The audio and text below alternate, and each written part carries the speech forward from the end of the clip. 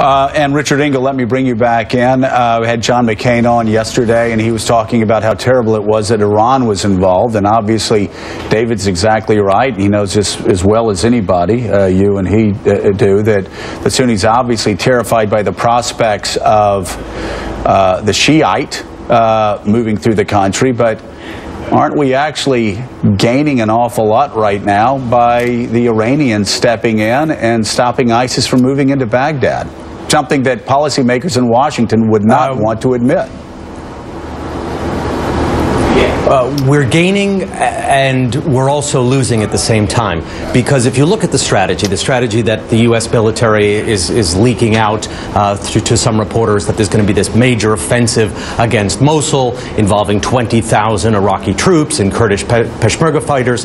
The way it's supposed to work, and David Ignatius was absolutely right, I've been to some of those areas as well, the Kurdish fighters are holding their ground in the outskirts of Mosul and in areas that are generally called Kurdistan.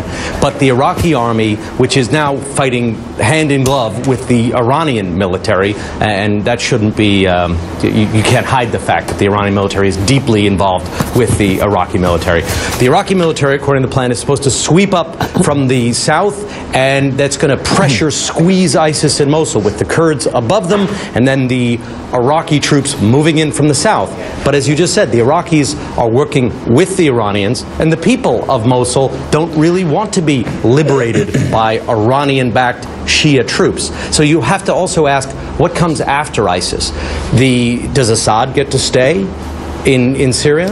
Does the government of Iraq fall apart? Do the Kurds establish independence? All of these are very open questions. So when you talk about having an offensive to take territory, a lot of Iraqis and other people in the region are asking, well, who's actually going to be taking the new territory if ISIS is pushed out? Well, David Ignatius, obviously